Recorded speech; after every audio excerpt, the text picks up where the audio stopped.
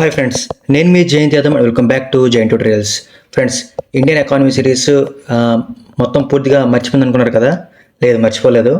నాకు గుర్తుంది, చెప్పే కదా, ఏదైనా కొద్దిగా లేట్ అయినా సరే మొత్తం కవర్ చేస్తాను అని చెప్పి. అంటే రీసెంట్గా మన ఛానల్లో మ్యాథమెటిక్ 90% కంప్లీట్ అయిపోయింది.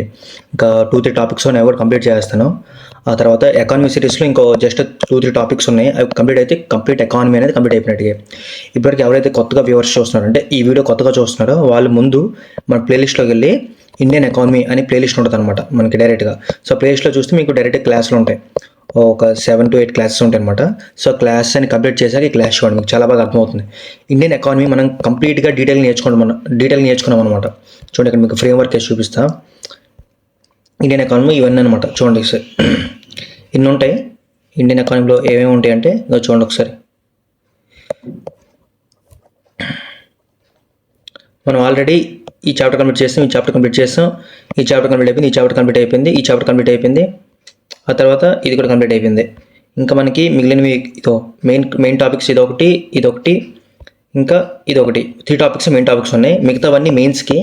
సో ఈ మెయిన్స్ ఓరియంటెడ్గా నేనైతే క్లాస్ చెప్పట్లేదు, ఓన్లీ ఫిలిమ్స్ ఓరియంటెడ్గా మీకు మొత్తం క్లాస్లో చెప్తున్నాను అనమాట. అర్థమైంది లేదా? మెయిన్స్ కోసం సెపరేట్గా వేరే కంప్లీట్ వీడియోస్ నేను తీసుకొస్తున్నాను అనమాట. సో అదనమాట. ఎవరైతే కొత్తగా వ్యూవర్స్ వస్తారో ముందుగా మన ఛానల్ లైక్ చేయండి, సబ్స్క్రైబ్ చేయండి, మీ ఫ్రెండ్స్ అందరూ షేర్ చేయండి. ఎందుకంటే నేను ఎకానమీ అనేది ఎక్కడ రాజీ పడకుండా, ఈవెన్ దగ్గర 10 hours క్లాస్ అయిపోద్ది. ఏమైందంటే చిన్న గ్రూప్ డి నుంచి ఎస్ఎస్సి నుంచి అలా యూపీఎస్సీ వరకు అన్ని ఎగ్జామ్స్ సరిపోయే విధంగా నేను బేసిక్ నుంచి అడ్వాన్స్ వరకు మొత్తం క్లాస్ చెప్పాను. ఎవరైతే మన క్లాసులు ముందు నుంచి ఫాలో అవుతారో వాళ్ళకి ఖచ్చితంగా తెలిసి ఉంటుంది. సో వాళ్ళ కోసం చెప్తున్నాను అనమాట. ఎవరైతే కొత్త వ్యూవర్స్ వస్తే వాళ్ళ కోసం చెప్తున్నాను. ముందుగా మీరు ప్లేలిస్ట్లోకి వెళ్తారు, అక్కడ మీకు సెపరేట్ ఉంటాయి అనమాట ప్లేలిస్టులు. ఆ ప్లేలిస్ట్లో ఇండియన్ ఎకానమీ ప్లేలిస్ట్లోకి వెళ్తే డైరెక్ట్గా ఉంటాయి, అది మీరు యూజ్ చేస్తే మీకు తెలుస్తుంది అనమాట. ఓకే ఫ్రెండ్స్, ఇప్పుడు ముందు క్లాస్లో మనం ఏం చెప్పుకున్నామంటే ఒకసారి రీక్యాప్ చేస్తాం. చూడండి ఒకసారి ఇక్కడ చూడండి. మనం Indian financial institute banking system కోసం నేర్చుకోబోతున్నాం. సో బ్యాంకింగ్లోన బ్యాంక్స్ అంటే నాన్ బ్యాంకింగ్ ఫైనాన్షియల్ ఇన్స్టిట్యూషన్స్ ఉంటాయి, ఎన్బిఎఫ్ఐస్ అన్న. సో బ్యాంక్స్లో కమర్షియల్ కోఆపరేటివ్స్ ఉంటాయి. సో కమర్షియల్లో కూడా చాలా వరకు ఉంటాయి, షెడ్యూల్డ్, నాన్ షెడ్యూల్డ్. కోఆపరేటివ్లో కూడా అర్బన్ కోఆపరేటివ్, రూరల్ కోఆపరేటివ్ ఉంటుంది. నాన్ బ్యాంకింగ్ ఫైనాన్షియల్ ఇన్స్టిట్యూషన్స్లో private dealers, CIC, all India financial institution, NBFCs. మొన్న ఇక్కడ వరకు చెప్పేశాను, పేమెంట్స్ వరకు చెప్పేశాను అనమాట. ఇప్పుడు ఏంటి మనం నేర్చుకోవాల్సింది? కోఆపరేటివ్ బ్యాంక్స్, ఈ ఈఎఫ్ఎస్ ఇవి నేర్చుకుంటే మొత్తం బ్యాంకింగ్ కంప్లీట్ అయిపోయినట్టుగా మనకి. సో ఈ బ్యాంకింగ్ చాప్టర్ అయినప్పటికల్లా మన ఇండియన్ ఎకానమీ ఫిలిమ్స్ ఓరియంటెడ్గా 90% కంప్లీట్ అయిపోయినట్టుగానే. ఇంకో 2 చాప్టర్స్ ఉంటాయి, ఒకటి ఎక్స్టర్నల్ సెక్టర్, ఒకటి గవర్నమెంట్ బడ్జెటింగ్. సో ఈ రెండే ఉంటాయి అనమాట. ఈ రెండు అయిపోతే కంప్లీట్గా మనకి ఇండియన్ ఎకానమీ కంప్లీట్ అయిపోయినట్టుగా. సరేనా? ఓకే, చూడండి ఒకసారి మనం డైరెక్ట్ క్లాస్లోకి వెళ్ళిపోదాం. చూడండి, cooperative banks. So cooperative banks అంటే ఒక జనరల్ ఐడియా ఇస్తాను. చూడండి ఒకసారి జనరల్ ఐడియా. ఇది నా హ్యాండ్ రిటెన్ నోట్స్ అనమాట. సో ఇది డైరెక్ట్గా మన టెలిగ్రామ్ ఛానల్ అప్లోడ్ చేస్తున్నాను. సో కింద లింక్లో డిస్క్రిప్షన్ లింక్ ఉంటుంది, టెలిగ్రామ్ లింక్. దాంట్లో మీరు జాయిన్ అయితే ఓన్లీ ఈ మెటీరియల్ కాకుండా ఏవైతే ముందు మెటీరియల్స్ ఉన్నాయో అన్నిటి కూడా మీరు యాక్సెస్ చేసుకోగలరు అనమాట. ఓకే, చూడండి, కోఆపరేటివ్ బ్యాంక్స్ అంటే ఏంటంటే, ఇప్పుడు చూడండి, నేను ఒక వ్యక్తి ఉన్నాను, నా సబ్స్క్రైబర్ ఉన్నాడు, ఇంకో సబ్స్క్రైబర్, 4 సబ్స్క్రైబర్స్ ఉన్నారు కదా, 4 సబ్స్క్రైబర్స్ ఉన్నారు. సో నేను నెలకి ఎంత సంపాదిస్తున్నాను? 100 రూపాయలు సంపాదిస్తున్నాను అనమాట. మంచి ఎగ్జాంపుల్ చెప్తే దానికి ఈజీగా అర్థం చూడండి ఒకసారి. సో కోఆపరేటివ్ సిస్టమ్ అంటే ఏంటో మీకు చెప్తాను చూడండి ఒకసారి. నార్మల్గా ఇది బ్యాంక్, ఇదేంటిది బ్యాంక్ అనమాట. సో ఇక్కడ నేను ఉన్నాను, జయంత్ యాదవ్ ఉన్నాను, ఇక్కడ నా ఫ్రెండ్ మౌలి ఉన్నాడు, ఇక్కడ నా ఫ్రెండ్ భార్గవ్ ఉన్నాడు అనమాట. ఇక్కడ మన సబ్స్క్రైబర్ శ్రావణ్ సబ్స్క్రైబర్ అనమాట. సో ఏంటి, నేను సంవత్సరానికి మొత్తం డబ్బులు కలిపి ఒక 50,000 సంపాదిస్తున్నాను. మౌలి 60,000 సంపాదిస్తున్నాడు, భార్గవ్ 70,000 సంపాదిస్తున్నాడు, శ్రావణ్ 80,000 సంపాదిస్తున్నాడు. సో నాకు ఇప్పుడు కష్టం వచ్చింది, ఫర్ ఎగ్జాంపుల్ ఏదో కొనాలనుకున్నాను, ఏదో అగ్రికల్చర్ చేయాలనుకున్నాను. సో నాకు అర్జెంట్ డబ్బులు కావాలి. సో ఇప్పుడు నా డబ్బులు ఎక్కడ వస్తాయి నాకు? సో నేను బ్యాంకులో అడుగుతాను అనమాట, బ్యాంకు నాకు డబ్బులు బ్యాంక్ అంటే, బ్యాంక్ అంటది నువ్వు నెలకి 50,000 సంపాదిస్తావు, నీకేట్రా నీకు డబ్బులు ఇచ్చేది అని పంపించేస్తామంట. బ్యాంక్ ఏం కావాలి? డబ్బులు తిరిగి ఇవ్వగల కెపాసిటీ ఉందా లేదని అనుకుంటాడు అనమాట. సో నాకు ఉండదు అనమాట. సో నేనేం చేస్తాను, నాకు ఐడియా వస్తుంది. సేమ్ అదేవిధంగా మౌలి వెళ్తే మౌలికి నో చెప్తారు. అంటే ఈ బ్యాంక్ కూడా ఏం చెప్తారంటే, నేను కానీ ఒకరికి బ్యాంక్ అప్పు ఇవ్వాలంటే వాళ్ళకి మినిమం 150,000 వాళ్ళకి ఇచ్చే కెపాసిటీ ఉంటుంది అనమాట. బ్యాంక్ కండిషన్ పెడుతుంది. సో నేనేం చేస్తాను, నేను మౌలి, భార్గవ్, శ్రావణ్ అందరం కలిపి ఒక బ్యాంక్లో ఏర్పడతాం అనమాట. అంటే ఇప్పుడు ఈ సొసైటీ కారణంగా వీళ్ళు బ్యాంక్ కడుతాం అనమాట. ఇది మా సొసైటీ, ఈ సొసైటీలో మాకు ఇది ఉందన్నమాట. ఈ సొసైటీ స్టేక్ మొత్తం వాల్యూ, సొసైటీ స్టేక్ మొత్తం వాల్యూ ఒక 2 లక్షలు, 2 lakhs ప్లస్ వాల్యూ. సో నాకు ఈ బ్యాంక్ అంటే బ్యాంక్ అప్పిస్తుంది. సర్లే ఒకటికైతే డబ్బులు పోగొట్టే ఛాన్స్ ఉంది కానీ నలుగురికి అయితే డబ్బులు పోగొట్టాడు కదా అనుకొని చెప్పి ఇస్తారనమాట. అంతే కదా. సో ఇదేంటిది ఫార్మల్ బ్యాంకింగ్ సిస్టమ్ అనమాట. కొన్ని రోజులకి ఏటవుతుంది, ఇల్లు అనమాట. ఇల్లు అనమాట. శ్రావణ్ అంటాడు అనమాట, ఈ బ్యాంక్ ఎందుకు ఇంట్రెస్ట్ రేట్ కట్టాలి, బ్యాంక్ ఎక్కువ ఇంట్రెస్ట్ రేట్ తీసుకుంటుంది. సో మనం ఏం చేద్దామంటే మనమే నలుగురు ఒక బ్యాంక్లాగా ఏర్పడదాం. ఇప్పుడు నేను ఎదురు అక్కడ డబ్బులు వేస్తే నువ్వు కొంచెం డబ్బులే, నీకు కొంచెం డబ్బులే, నీకు కొంచెం డబ్బులు అయ్యి ఎవరికి అవసరం వస్తే ఆ బ్యాంక్ నుంచి డబ్బులు తీసుకుందాం, దానికి ఇంట్రెస్ట్ రేట్ తక్కువ పడుతుంది అంటారు అనమాట. ఇప్పుడు నార్మల్గా వెళ్ళి బ్యాంక్ దగ్గర తీసుకుంటే ఇంట్రెస్ట్ రేట్ ఎంత 2% ఇంట్రెస్ట్ అనుకో, అరే మనమే కదరా 1% ఇంట్రెస్ట్ రేట్ తీసుకుందామంటే అప్పుడు సరేలేరు మనకి ఏం కావాలి, తక్కువ ఇంట్రెస్ట్ ఉండాలి, డబ్బులు కావాలి. సో మనం ఏం చేస్తాం, ఈ బ్యాంక్ మనం క్రియేట్ చేసిన బ్యాంక్కి వెళ్ళిపోతాం అనమాట. సో ఇది కోఆపరేటివ్ సిస్టమ్ అనమాట. కోఆపరేటివ్ బ్యాంకింగ్ ఏంటంటే ప్రజలే వాళ్ళే బ్యాంకులకు ఏర్పడి ఒక కమ్యూనిటీలాగా ఏర్పడి ఇలా లెండింగ్ ప్రోగ్రామ్ చేస్తారనమాట. డ్వాక్రా మహిళల గ్రూప్ ఉంటాయి కదా, సో ఆ టైప్ అనమాట. అర్థమైందా లేదా? చూడండి, మీకు ఇప్పుడు చదివితే అర్థమవుతుంది. చూడండి, has penetration over 67 penetration villages, 46% of total rural credit. ఎందుకు రూరల్ ఏరియాస్లో ఎక్కువ తీసుకుంటారంటే ఎవరికి ఫుల్ ఇన్కమ్ ఉండదన్నమాట. సో వాళ్ళు ఫార్మే చేస్తారనమాట. చూడండి ఒకసారి, in India the history of cooperative begins with the cooperative credit societies act. It led to the formation of cooperative services in both rural and urban areas. అన్యోన్య cooperative bank in Vadodara ఇది the first cooperative bank of India. ఇది ఎస్ఎస్సీలో అడిగే bit అనమాట. ఎస్ఎస్సీలోనే కానీ group డీలోనే అడిగే బిట్లు అనమాట. అన్యోన్య కోఆపరేటివ్ బ్యాంక్ అనేది మన ఇండియాలోనే ఫస్ట్ కోఆపరేటివ్ బ్యాంక్ అనమాట. అర్థమైందా లేదా?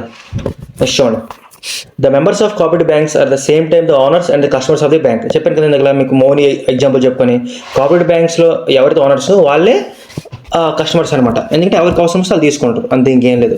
సో ఇవన్నీ మీరు చదువుకుంటే అర్థమైపోద్ది. చూడండి, initial setup to supply and indigenous source of rural credit particular money lenders today the mostly services the intense of agriculture activities rural based industries అనమాట. అంటే దీని అర్థం ఏంటంటే ఫస్ట్ అంటే లైక్ బ్యాంక్ పెట్టినప్పుడు వాళ్ళ తాలూకా ముఖ్య ఉద్దేశం ఏంటంటే అంటే ఓన్లీ అంటే వాళ్ళు అంటే ఫర్ ఎగ్జాంపుల్ ఇప్పుడు నేనున్నాను అనుకోండి, ఈ నలుగురు కలిపి బ్యాంక్ పెట్టాం. సో దేనికోసం నలుగురు లోపల డబ్బులు తీసుకోవడం కోసం ఈ బ్యాంక్ ఉపయోగించామన్నమాట. కొన్ని రోజుల పోతే ఏమైంది, ఇక్కడ ఎక్కువ డబ్బులు రావడం వల్ల వేరే వాళ్ళకి అంటే వేరే వాళ్ళు కూడా వేరే ఫార్మర్స్ కూడా, అంటే నేను కూడా ఫార్మరే కదా, వేరే వాడు ఫార్మర్ కూడా బాధ తెలుసుకుని ఈ ఫార్మర్ కూడా మనం హెల్ప్ చేయాలని చెప్పి ఆ ఫార్మర్ కూడా మా బ్యాంక్ నుంచి ఇవ్వడం అనేది మొదలైంది అనమాట. దాన్ని మనం రూరల్ క్రెడిట్ సర్వీస్ అంటాం అనమాట. దాన్ని మనం రూరల్ బేస్డ్ క్రెడిట్ సర్వీసెస్ అంటాం అనమాట. నెక్స్ట్ చూడండి, the work according to the cooperative principles of the mutual assistance and registered under cooperative societies act అనమాట. సో ఇప్పుడు నేను అందరం కలిపి బ్యాంక్ పెట్టుకున్నాం కదా, సో ఇప్పుడు బ్యాంక్ పెట్టాలంటే కొన్ని రూల్స్ అండ్ రెగ్యులేషన్స్ ఉంటాయా. సో ఈ కోఆపరేటివ్ బ్యాంక్ పెట్టాలంటే ఒక యాక్ట్ ద్వారా బ్యాంక్ పెట్టాలన్నమాట. అదే కోఆపరేటివ్ సొసైటీస్ యాక్ట్ అనమాట. అర్థమైంది లేదా? సో వీని ఎవరు రెగ్యులేట్ చేస్తుంటే ఆర్బీఐ రెగ్యులేట్ చేస్తుంది. మీకు కొన్నిసార్లు క్వశ్చన్ ఏమవుతుందంటే చెప్తాను చూడండి, అంటే ఎలా క్వశ్చన్ మీకు ఫ్రేమ్ చేయాలో ఎక్కడ మీరు తప్పు చేసి కూడా చెప్పేస్తున్నాను నేను. కొన్నిసార్లు ఏమవుతుందంటే cooperative banks are regulated by government of India under MSME అని ఉంటుంది. ఇప్పుడు చాలా మంది ఏంటంటారు ఎంఎస్ఎంఈ అంటే మైక్రో సెక్టర్ ఇదని, సో అయ్యే ఛాన్స్ ఉంది అంటారు, కానీ రాంగ్ అనమాట. కోఆపరేటివ్ బ్యాంక్స్ ఎవరు రెగ్యులేట్ చేస్తారంటే ఆర్బీఐ రెగ్యులేట్ చేస్తుంది. ఏ యాక్ట్ అంటే కోఆపరేటివ్ సొసైటీ యాక్ట్ అనమాట. నెక్స్ట్ చూడండి, cooperative society structures are one of the largest network in the world with more than 200 million members అనమాట. అంటే 200 million మెంబర్స్కి ఇచ్చేస్తుంది అనమాట. ఎందుకు తక్కువ ఇంట్రెస్ట్ రేటు మనకి తీసుకుంటున్నాం. సో చాలా మంది అక్కడ తీసుకోవడం కోసం ఇష్టపడుతుంటారు అనమాట. అది నెక్స్ట్ చూడండి, సో ఫండింగ్ అనమాట. లైక్ ఇప్పుడు కోఆపరేటివ్ సొసైటీ బ్యాంక్ పెట్టాం కదా, ఓన్లీ మనమే అంటే ఇండివిజువల్సే ఆ బ్యాంక్కి డబ్బులు సరఫరా చేయకుండా NABARD, RBI, central state government వీళ్ళందరూ కూడా కొంచెం జబ్బులు వేస్తుంటారు అనమాట. సరే మనోళ్ళే కదా అనుకొని చెప్పి, అంతే, ఇంకేం లేదు. మీకు చదువుకుంటే అర్థమైపోద్ది ఫీచర్స్ ఏంటి అవన్నీ కూడా మీకు. నెక్స్ట్ రూరల్ కోఆపరేటివ్ బ్యాంక్స్ ఏంటంటే రూరల్ ఏరియాలోనే కోఆపరేటివ్ బ్యాంక్స్ పెట్టారనుకోండి, దాని మీద రూరల్ కోఆపరేటివ్ బ్యాంక్స్ అంటాం, అంతే, ఇంకేం లేదు. చూడండి, ఇట్ ఈస్ క్రెడిట్ సిస్టమ్ అంటే తెలుసు కదా, క్రెడిట్ సిస్టమ్ డెబిట్ సిస్టమ్ అనేది మీకు ఫస్ట్ క్లాస్లో చెప్పేసాను నేను. And flow of credit to agriculture sector. Rural ఏరియాస్లో దేనికోసం లోన్స్ తీసుకుంటారు, వ్యవసాయం కోసం తీసుకుంటారు. సో అందుకోసం రూరల్ క్రెడిట్ అనేది వస్తుంది అనమాట, ఇంకేం లేదు. అంటే ఎకానమీ అనేది ఒక లాజిక్ లాగా మీరు గుర్తుపెట్టుకోవాలి, అదే కానీ మీరు బట్టి పట్టకూడదు. ఇప్పుడు రూరల్ కోఆపరేటివ్ బ్యాంక్స్ అన్నాను, డివైడ్ చేసుకోండి. బ్యాంక్ అంటే ఏంటి? క్రెడిట్ చేసేది. కోఆపరేటివ్ అంటే ఏంటి? ఫ్రెండ్స్ అందరూ కలిసేది. రూరల్ అంటే రూరల్ ఏరియాలోన.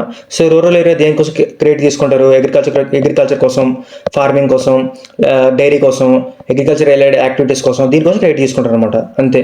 సో ఇక్కడ రూరల్ కోఆపరేటివ్ బ్యాంక్స్లో నేర్చుకోవాల్సిన విషయం ఏంటంటే 3 టైర్ సిస్టమ్ అనమాట. ఇది ఏంటంటే 3 టైర్ సిస్టమ్ అంటే చూడండి, అంటే ఇది స్టేట్ అనుకోండి మొత్తం. ఫర్ ఎగ్జాంపుల్ ఇది ఒక స్టేట్, ఇది ఆంధ్రప్రదేశ్ స్టేట్ అనుకుందాం. సో ఆంధ్రప్రదేశ్ స్టేట్ మొత్తం ఒక కోఆపరేటివ్ బ్యాంక్ ఉంటుంది అనమాట, పెద్ద cooperative bank.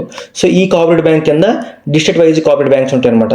So district wise cooperative banks, ఈ డిస్ట్రిక్ట్ వైజ్ కోఆపరేటివ్ బ్యాంక్స్ కింద ప్రైమరీ ప్యాక్స్ అంటాం అనమాట. దీన్ని చూడండి, packs, primary agriculture credit structure అనమాట. ఇదేంటంటే గ్రామాలకి ఒక కోఆపరేటివ్ సొసైటీ, డిస్ట్రిక్ట్కి ఒక కోఆపరేటివ్ సొసైటీ, స్టేట్కి ఒక కోఆపరేటివ్ సొసైటీ అనమాట అది. సో స్టేట్ కోఆపరేటివ్ సొసైటీకి ఎక్కువ రూల్స్ అండ్ రెగ్యులేషన్స్ ఉంటాయి, అదే ఉంటుంది, ఇంకేం ఉండదు. చూడండి ఒకసారి, స్టేట్ కోఆపరేటివ్ బ్యాంక్స్ అనమాట. Outside the purview of banking regulation act can issue debit and credit not regulated by RBI అనమాట. చూడండి, సో ఇప్పుడు చూడండి, స్టేట్ లెవెల్ అన్నాక ఎక్కువ రూల్స్ ఉంటే లేవా? అంతేనే కాదు, చెప్పండి. ఫర్ ఎగ్జాంపుల్ చూడండి, ఇప్పుడు ఒక దేశానికి ఒక గ్రామానికి ఎవరు పాలిస్తారు? గ్రామ పంచాయత్ పాలిస్తారు అనమాట. డిస్ట్రిక్ట్ ఎవరు పాలిస్తారు? డిస్ట్రిక్ట్ కలెక్టర్ పాలిస్తారు అనమాట. సో డిస్ట్రిక్ట్ కలెక్టర్కి ఎవరు పాలిస్తారు? స్టేట్ సెక్రటరీ పాలిస్తాడు. స్టేట్ సెక్రటరీకి ఎవరు పాలిస్తారు? సీఎం పాలిస్తారు అనమాట. అర్థమవుతుంది లేదా? సో స్టేట్ కోఆపరేటివ్ బ్యాంక్స్ అనేవి ఇప్పుడు మీకు పాలిటీలో కొన్ని ఉంటాయి అనమాట. స్టేట్ గవర్నమెంట్ కింద ఇవి ఉంటాయి, సెంట్రల్ గవర్నమెంట్ కింద ఇవి ఉంటాయి అనుకొని చెప్పి. సో ఈ స్టేట్ కోఆపరేటివ్ బ్యాంక్స్ అనేవి ఇవేంటంటే డెబిట్ క్రెడిట్ ఇష్యూ చేయలేవు అనమాట. ఇవి అర్థమవుతలేవా? అంటే ఏంటంటే ఇప్పుడు మీకు చెప్పాను చూసారా, లైక్ ఏంటంటే లోన్ ఇవ్వడం కానీ, డెబిట్ మనం దాంట్లో డిపాజిట్ చేసుకోవడం కానీ ఈ స్టేట్ కోఆపరేటివ్ బ్యాంక్స్ ఉండవు అనమాట. ఇది ఓన్లీ దేనికోసం అంటే రెగ్యులేషన్ చేయడం కోసం, అంటే మిగతా డిస్ట్రిక్ట్ రెగ్యులేషన్ చేయడం కోసం ఇవన్నీ ఉంటాయి అనమాట. అర్థమైందా లేదా? అది ఇంకా సేమ్ డిస్ట్రిక్ట్ లెవెల్, అది రూరల్ లెవెల్ ఇదనమాట. సో ఇక్కడ ప్యాక్స్ గుర్తుపెట్టుకునే విషయం ఏంటంటే ఇవి చెక్ బుక్స్ ఇష్యూ చేయలేవు అనమాట. ప్యాక్స్ గుర్తుపెట్టుకుని చెక్ బుక్స్ అనమాట. చెక్ బుక్స్ అంటే తెలుసు కదా మీకు, మామూలుగా చెక్ ఉంటుంది, చెక్ దాంట్లో అనుకొని. సో ఈ ప్యాక్స్ అనేవి చెక్ బుక్స్ అనేవి ఇష్యూ చేయలేవు అనమాట. ఇవి అర్థమైంది లేదా? సో ఇవేం చేస్తాయంటే, సో స్టేట్ కోఆపరేటివ్ బ్యాంక్స్ అనేది మీరు చదువుతారు, అర్థమైపోయింది, ఇంకేం లేదు. బ్యాంకింగ్ రెగ్యులేషన్ యాక్ట్, మీకు 2 యాక్ట్స్ కోసం చెప్పా. First banking regulation act, second RBI act. అర్థమైంది లేదా?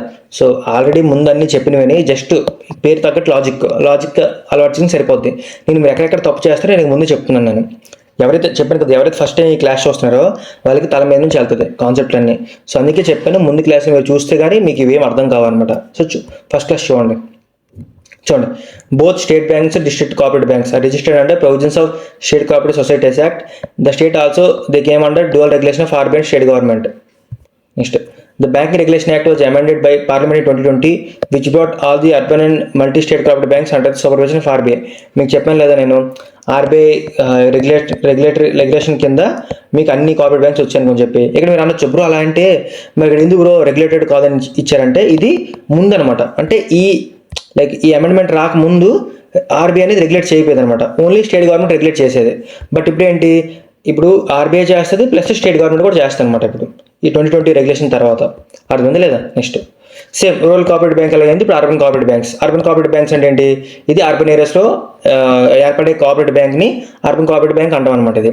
సో అర్బన్ కోఆపరేటివ్ బ్యాంక్ ఎలా ఉంటుందంటే సింగిల్ స్టేట్లో ఉంటుంది, మల్టీ స్టేట్లో ఉంటుంది అలా అనమాట. మల్టీ స్టేట్ అంటే ఏంటి తెలుసు కదా, వేరే స్టేట్స్కి ఇచ్చే, ఒక స్టేట్ కాకుండా వేరే స్టేట్స్కి ఒకేలాగా ఇచ్చే ఇదనమాట. అంటే ఫర్ ఎగ్జాంపుల్ చూడండి, ఫర్ ఎగ్జాంపుల్ ముంబై ఉంది.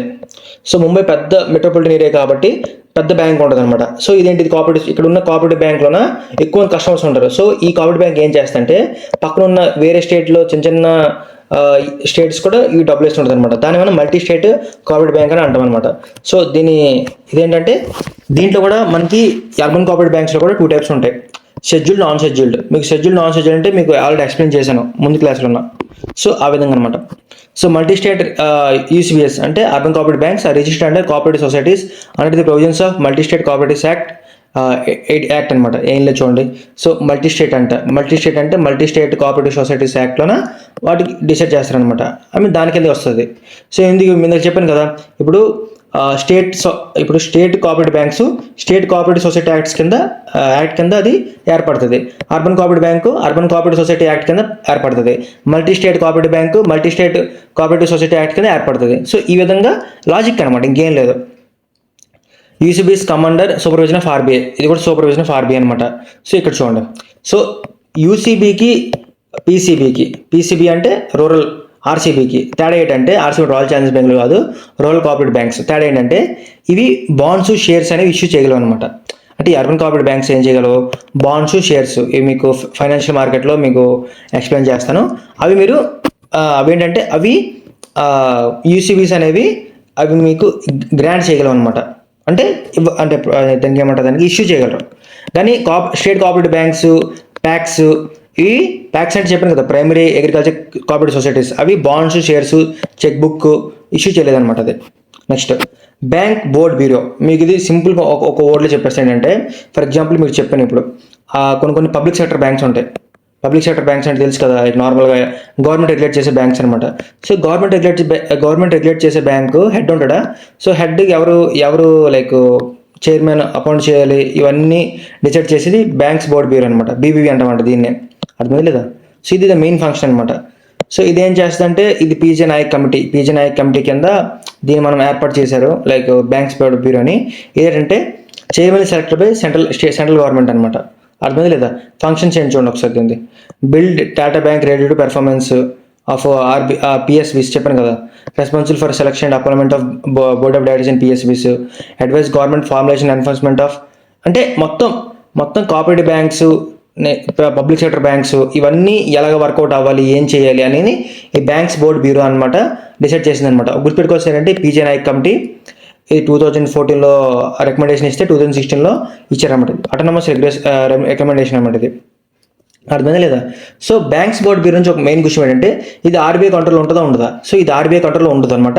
ఇది గవర్నమెంట్ తాలూకు వింగ్ అనమాట, ఇది గవర్నమెంట్ వింగ్ అనమాట. అర్థమైందా లేదా? చూడండి, ఈ చైర్మన్ ఎంతమంది ఉన్నారు ఇవన్నీ మనకు అవసరం లేదు, జస్ట్ ఏది అవసరం అదే చెప్తున్నాను. సో మనకి ఆల్రెడీ అయిపోయింది, మనం నాన్ షెడ్యూల్డ్ బ్యాంక్స్ కవర్ చేసాము, కోఆపరేటివ్ బ్యాంక్స్ కవర్ చేసాము. ఇప్పుడు ఇటు సైడ్ అనమాట AFS, all India financial institutions, దీన్ని మనం కవర్ చేయబోతున్నాం. సో దీంట్లో మనకి మెయిన్లీ 5 బ్యాంక్స్ ఉంటాయి. 5 బ్యాంక్స్ ఒకేసారి చేసుకున్నాం. దీని మనం నాన్ బ్యాంక్స్ అంటాం అనమాట. అంటే నాన్ బ్యాంక్స్ అంటే ఏంటి, ఇవి నార్మల్గా ఎలా అంటే banking regulation act, RBI act వీటికన్నా సెపరేట్గా చేసుకొని ఉండవు అనమాట. ఇవి దీనికి సెపరేట్ ఫంక్షన్స్ ఉంటాయి. ఫర్ ఎగ్జాంపుల్ ఎగ్జిమ్ అనేది ఒక సెపరేట్ ఫంక్షన్ కింద ఏర్పడింది. నాబార్డ్ ఒక సెపరేట్ ఆబ్జెక్టివ్ సెపరేట్ ఫంక్షన్కి తీర్చడం కోసం ఏర్పడింది. నేషనల్ హౌసింగ్ బ్యాంక్ కూడా ఈ సెపరేట్ ఆబ్జెక్టివ్ సెపరేట్ దానికి. సిబిఐ కూడా సేమ్ అంతే, ముద్ర కూడా అంతే, ఇప్పుడు అంతే అనమాట. సో ఇవేంటంటే they are aren't banks but they can't direct deposits from public అనమాట. RBI regulator over AFS. AFI constitute institutional mechanism entrusted with sector specific long term financing. చూసారు ఇక్కడ గుర్తుంది లేదా, sector specific long term financing. For example మీకు ఒక example చెప్తాను చూడండి ఒకసారి, ఎందుకు ఈ నాన్ బ్యాంక్స్ అనేది క్రియేట్ చేస్తాను అనుకున్నాను. ఒక ఎగ్జాంపుల్ చెప్తాను చూడండి ఒకసారి. ఫర్ ఎగ్జాంపుల్ నేను ఉన్నాను నా దగ్గర, ఇప్పుడు ఫర్ ఎగ్జాంపుల్ నేను ఇలా బ్యాంక్కి ఇలా ఒక లోన్ తీసుకోవాలనుకోండి. లోన్ తీసుకోవాలంటే బ్యాంక్ ఏమవుతుంది, బాయ్ నా పేరు బాయ్ అనమాట, నేను బాయ్ నువ్వు లోన్ అయితే నీకు ఇస్తాను, కానీ నువ్వు నా దగ్గర తాకట్టు ఏం పెడతావు, నువ్వు ఎంత సంపాదిస్తున్నావు, నీ సంగతి ఏంటి, మీ ఫ్యామిలీ ఎంతమంది, ఇలా 100 క్వశ్చన్ అడుగుతాయి అనమాట. ఇచ్చే ₹1,00,000కి ఇన్ని క్వశ్చన్ అడుగుతాయి అనమాట. నేనేం చేస్తాను, బాయ్ ఏం చేస్తాడు, బాయ్ ఇప్పుడు మరి బ్యాంకులోకి వెళ్ళి నాకు డబ్బులు రావు, 100 క్వశ్చన్లు అడుగుతున్నాడు, నా వల్ల అవ్వదు అని చెప్పి బాయ్ ఏం చేస్తాడు, బాయ్ వెళ్ళి ఏం చేస్తాడంటే వేరే బాయ్ అనమాట, వేరే బాయ్ టూ అనుకుందాం. సో బాయ్ టూ దగ్గరికి వెళ్తాడు అనమాట. బాయ్ టూ ఈ బాయ్ టూ దగ్గరికి వెళ్ళి బాయ్ నాకు డబ్బులు కావాలి ₹1,00,000 అంటే బాయ్ టూ అంటాడు, పర్లేదు తీసుకెళ్ళి బాయ్ నీ కోసం కాబట్టి ఇంకెవరి కోసం ఇస్తాను, కానీ ఇంట్రెస్ట్ రేట్ 10% అంటాడు అనమాట. గవర్నమెంట్ ఇంట్రెస్ట్ రేట్ ఎంత 3% అనమాట, కానీ బాయ్ టూ ఇంట్రెస్ట్ రేట్ ఎంత ఇచ్చాడు, 10% ఇచ్చాడు. సో నేను బాయ్ ఏం చేస్తాను, డబ్బులు వచ్చే కానీ డబ్బులు తీసుకుంటాను అనమాట. కానీ ఏం చేస్తుంటాను, డబ్బులు ఒకవేళ ఒక మంత్ కానీ నేను కానీ డబ్బులు కట్టకపోతే బాయ్ టూ మా ఇంటికి వచ్చేసి ఇక నన్ను హరాస్ చేస్తారనమాట. డబ్బులు తీసుకుంటావు, డబ్బులు ఇవ్వరా వేస్ట్గా అనుకుని నాకు తిడతాడు అనమాట. సో ఇంట్రెస్ట్ రేట్ ఎక్కువ వస్తుంటుంది. సో లైఫ్ లాంగ్ నేను ఒక అప్పు కడుతూనే ఉంటాను అనమాట. సో ఇది ఇప్పుడు ఏంటి, నేను నష్టపోయాను లేదా. సో ఇప్పుడు గవర్నమెంట్ ఏం చేస్తానంటే, పాపం ఇప్పుడు government for example ruling government అన్నాడు చంద్రబాబు నాయుడు అన్నాడు అనమాట. సో చంద్రబాబు నాయుడు ఏం చేస్తారంటే, అయ్యా బాయ్కి ఇప్పుడు హెల్ప్ కావాలి, సో బాయ్కి హెల్ప్ కావాలి కానీ ఇప్పుడు బాయ్కి హెల్ప్ కావాలి, బ్యాంకులో డబ్బులు ఇవ్వరు వాళ్ళకి, ఎందుకు బ్యాంకులో డబ్బులు ఇవ్వరు కదా, 100 క్వశ్చన్లు అడుగుతారు, ఈ బాయ్ దగ్గర డబ్బులు తీసుకుని ఇలా అయిపోతుంది. సో ఏం చేయాలంటే బాయ్ ఏమో సేమ్ గవర్నమెంట్ చంద్రబాబు నాయుడు ఏమో కొత్త బ్యాంక్ కడతానంట, కొత్త బ్యాంక్, దీన్ని మనం ముద్రా బ్యాంక్ అంటామంట, ముద్రా బ్యాంక్. సో ఈ ముద్ర బ్యాంక్ ఏం చేస్తంటే, రారా బాయ్ నీకు నేను డబ్బులు ఇస్తాను కానీ నువ్వు తాకట్టు ఏం పెట్టక్కర్లేదు, నేను నీకు డైరెక్ట్ డబ్బులు ఇచ్చేస్తాను బాయ్ అంటారనమాట. సో బాయ్ హ్యాపీ అనమాట. బాయ్ ఏంటి, బాయ్ హ్యాపీ, నాకు డబ్బులు వస్తాయి, నాకు అంటే తాకట్టు పెట్టకుండా డబ్బులు వస్తాయి నాకు అని చెప్పి బాయ్ డబ్బులు తీసుకెళ్ళి బాయ్ ఒక ఫ్యాక్టరీ అగ్రికల్చర్ చేసుకొని బాయ్ డబ్బులు సంపాదించుకుంటాను అనమాట. అర్థమైందా లేదా? సో ఈ విధంగా అనమాట. సో దీనివల్ల మనకి ముద్రా బ్యాంక్ వల్ల మనకి ఉపయోగం వచ్చిందా లేదా? సేమ్ ఇప్పుడు ఫర్ ఎగ్జాంపుల్ ఈ బాయ్ కోసం ఎలా అయితే ముద్రా బ్యాంక్ ఏర్పడిందో, సిడ్బీ కోసం ఒకటి, నేషనల్ హౌసింగ్ బ్యాంక్ కోసం ఒకటి, నాబార్డ్ ఒకటి, ఎగ్జిమ్ కోసం ఒకటి అనమాట. అర్థమైంది లేదా? ఎగ్జిమ్ అంటే ఏంటి, ఎక్స్పోర్ట్స్ వాళ్ళ కోసం, ఎక్స్పోర్ట్స్ ఇంపోర్ట్స్ చేస్తారు చూసారా వాళ్ళ కోసం. నాబార్డ్ అంటే చెప్పే కదా, చాలా మంది డిస్ట్రిక్ట్ కోఆపరేటివ్ బ్యాంక్స్, వేరే పబ్లిక్ సెక్టర్ బ్యాంక్స్ డబ్బులు ఇవ్వడం కోసం, అగ్రికల్చర్ సంబంధించింది, మెయిన్లీ అగ్రికల్చర్ సంబంధించింది. రూరల్ నేషనల్ హౌసింగ్ బ్యాంక్ అంటే ఎవరైతే డబ్బులు కట్టుకుంటారు, అంటే ఎవరైతే ఇల్లు కట్టుకోవాలనుకుంటారో వాళ్ళ కోసం డబ్బులు ఇస్తుంది అనమాట. సిడ్బీ అంటే ఏంటంటే ఇండస్ట్రీస్, చిన్న ఇండస్ట్రీస్ అంటే వాళ్ళ కోసం. సిడ్బీఏ కొన్ని రోజులు కాస్త ముద్రా బ్యాంక్ మారిందనమాట. అర్థమైంది లేదా? సో ఏఐఎఫ్ఎస్ అంటే ఒక సెక్టార్ స్పెసిఫిక్ ఉంటుంది అనమాట. చూడండి, sector specific long term financing ఇస్తుంది అనమాట. సో మీకు బాగా ఎగ్జాంపుల్ అర్థమైంది అనుకుంటున్నాను. ఇప్పుడు డైరెక్ట్గా అంటే ఇది మీకు డైరెక్ట్గా డిఫరెన్షియల్ బ్యాంక్స్ అర్థమైపోతే లాజిక్ అర్థమైపోయింది కదా. ఇప్పుడు తెలుసుకోవడం కోసమే ఎగ్జిమ్ బ్యాంక్ ఎప్పుడు క్రియేట్ చేశారంటే 1982లో ఎగ్జిమ్ బ్యాంక్ అనేది క్రియేట్ చేశారు. నబార్డ్ ఎప్పుడు క్రియేట్ చేశారంటే 1982లో జూన్లో క్రియేట్ చేశారు. జూన్లో క్రియేట్ చేశారు, జూన్ అనుకుంటున్నాను, ఒకసారి గూగుల్లో కొట్టండి ఒకసారి, నాది జూన్ అనుకుంటున్నాను. సో ఎగ్జిమ్ బ్యాంక్ జాన్లో, నాబార్డు జూలైలో, నేషనల్ హౌసింగ్ బ్యాంక్ 1988, సిడ్బీ 1990, మొదట 2015 అనమాట. సో ఇలా మీరు గుర్తుపెట్టుకోకండి. డేట్ గుర్తుపెట్టుకోవాల్సిన విషయం ఏంటంటే ఫస్ట్ ఎగ్జిమ్ వస్తుంది, ఆ తర్వాత నాబార్డ్ వస్తుంది, ఆ తర్వాత హౌసింగ్ బ్యాంక్ వస్తుంది, ఆ తర్వాత సిడ్బీ వస్తుంది, ఆ తర్వాత ముద్ర వస్తుంది అనమాట. ముద్ర లాస్ట్కి వస్తుంది. మోదీ అనుకోండి, మోదీ గవర్నమెంట్ ఎప్పుడు వచ్చింది, 2014 వచ్చింది కదా. సో మోదీ వచ్చినప్పుడు ముద్ర వచ్చింది అనమాట. అంటే మోదీ గవర్నమెంట్ ముద్ర స్కీమ్ పెట్టింది అనమాట. అర్థమైంది లేదా? ఫస్ట్ ఏంటి, EXIM bank, second NABARD, third national housing bank, ఆ తర్వాత మనకి సిడ్బీ, ఆ తర్వాత ముద్ర. అర్థమైంది కదా? చూడండి, ఎగ్జిమ్ బ్యాంక్ ఏంటి, ఎక్స్పోర్ట్ ఇంపోర్ట్ బ్యాంక్ అనమాట. ఇది 100% గవర్నమెంట్ ఓన్డ్, మీరు చదువుకోవచ్చు దీని తాలూకు ఫంక్షన్స్ అనమాట. నాబార్డ్ ఏంటి, పేర్లో ఉంది, national bank for agriculture and rural development అనుకొని చెప్పి. అర్థమైంది లేదా? సో ఇది ఏంటి, నాబార్డ్ యాక్ట్ ద్వారా ఎస్టాబ్లిష్ చేశారన్నమాట. ఇది అర్థమైందా లేదా? నెక్స్ట్ ఇది అగ్రికల్చర్ రూరల్ డెవలప్మెంట్ కోసం అపెక్స్ సూపర్వైజరీ బాడీ అనమాట. సేమ్ ఇప్పుడు మనకి నాబార్డ్ ఎలా ఉంది, నేషనల్ హౌసింగ్ బ్యాంక్ అనమాట. ఇది 5th 5-year ప్లాన్లో ఇది ఎస్టాబ్లిష్ చేశారన్నమాట. ఇది సో చూడండి ఒకసారి, ఇది కూడా 100% గవర్నమెంట్ ఉండే, అన్ని గవర్నమెంట్ ఉండే, ఎందుకంటే గవర్నమెంట్ కదా మనకు ప్రొవైడ్ చేస్తుంది, బాగా హెల్ప్ చేస్తుంది. సో అలా అనమాట. ఇదేంటంటే finance to banks, NBFCs for housing projects అనమాట. సేమ్ లేదు, RESIDEX index to monitor residential real estate prices అనమాట. డబ్బులు అంటే ఎవరైతే ఇల్లు కట్టుకున్నట్టు వాళ్ళ కోసం ఇచ్చే బ్యాంకు. సిడ్బీ అంటే స్మాల్ ఇండస్ట్రియల్ డెవలప్మెంట్ బ్యాంకు, అంతే, ఇంకేం లేదు. ఇది same promotion financing, development of MSME sector, coordination of functions, ఏం సేమ్ ఉంటుంది, ఇంకేం ఉండదు. Mudra micro units development finance agency, SIDBI ఈ కంపెనీస్ యాక్ట్లో రిజిస్టర్ అయింది, రీఫైనాన్సింగ్ ఇన్స్టిట్యూషన్స్ సేమ్ అదే ఉంటుంది. మీకు మెయిన్ చెప్తాను లేదా? సో ఒకటి గుర్తుపెట్టుకునే విషయం ఏంటంటే, ఫర్ ఎగ్జాంపుల్ ఇవేం చేస్తాయంటే, ముద్రా బ్యాంక్ ఉందనుకోండి, ఇది ముద్రా బ్యాంక్ ఇది.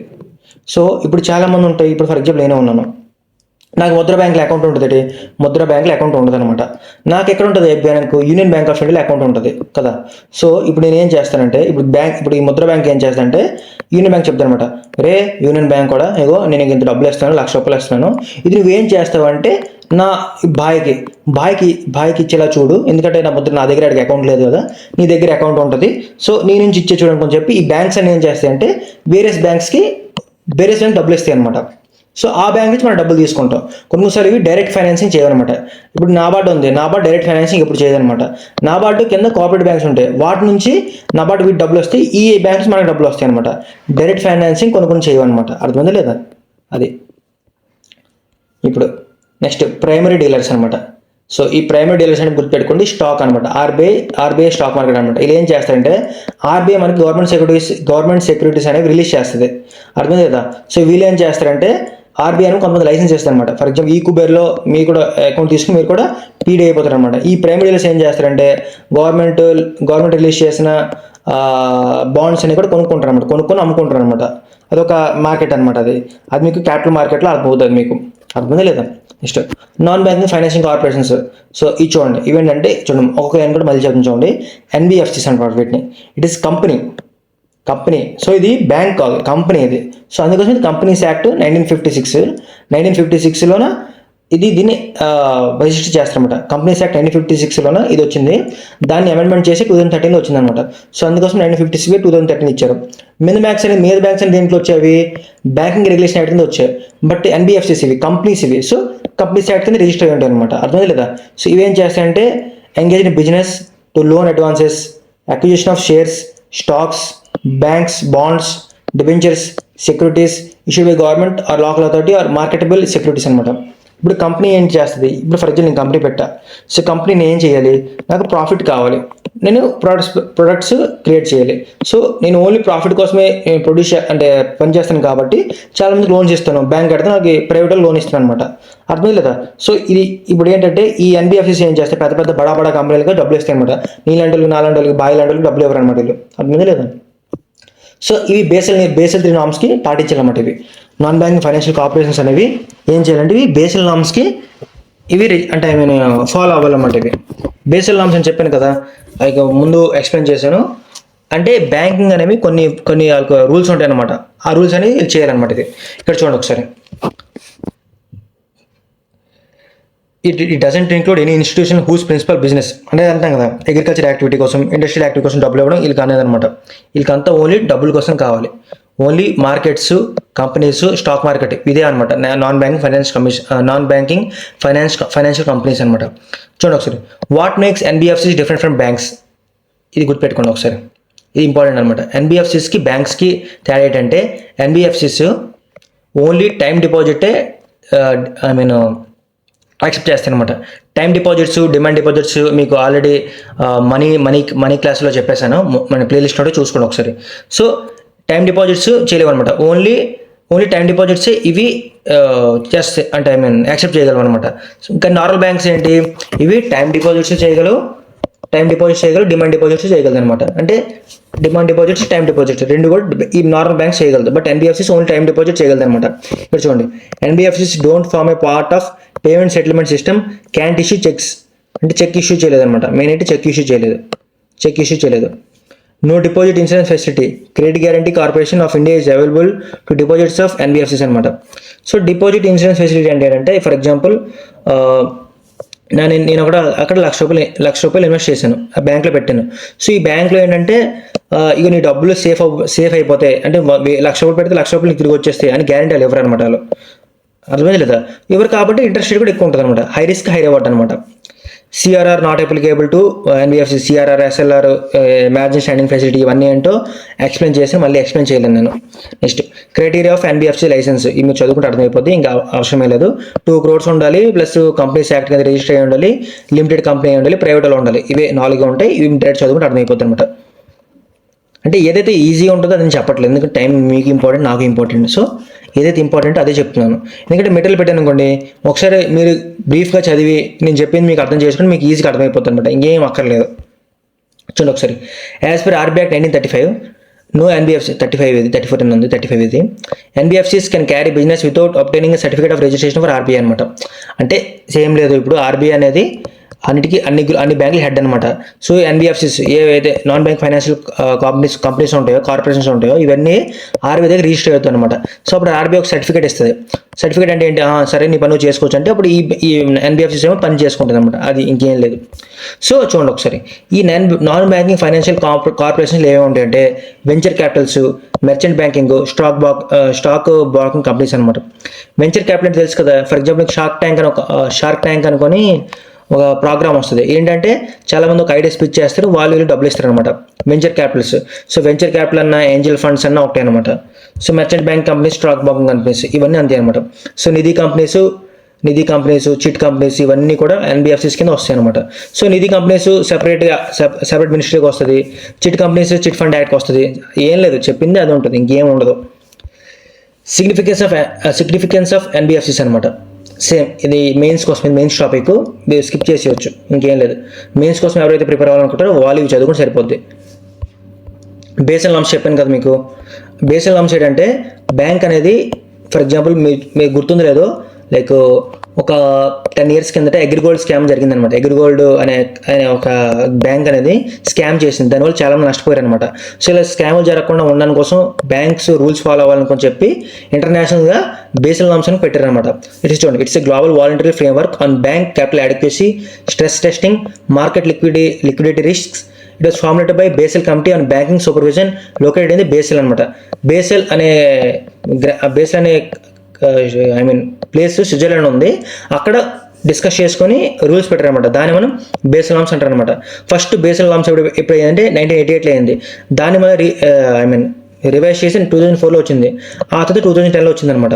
సో బేసల్ నామ్స్ అంటే డైరెక్ట్ గుర్తుకుని సరిపోద్ది, ఇవన్నీ అక్కర్లేదు. ఎవరైనా కావాలనుకుంటే ఒకసారి మొత్తం చదువుకోండి, ఇంకేం ఉండదు. ఇంకా ప్రాంప్ట్ కరెక్టివ్ యాక్షన్ అనమాట. ఇది కూడా సేమ్ అంతే. ఇదేంటంటే చూడండి, ఒకసారి లైన్ చూడండి. RBI and its supervisory framework uses various tools to maintain sound financial health of banks. Under PCA framework, RBI triggers point in 3 aspects: capital to risk based capital CRAR, capital risk adequacy ratio, non-performing assets, return on assets. అర్థమైంది లేదు చూడండి, ఒకసారి ఇది మీకు detail explain చేయాలి. చూడండి, CRAR, next ఇంకోటి ఉంది NPA, ఆ తర్వాత రిటర్న్ ఆఫ్ అసెట్స్ అనమాట. CRAR ఏంటంటే credit risk to asset ratio అనమాట.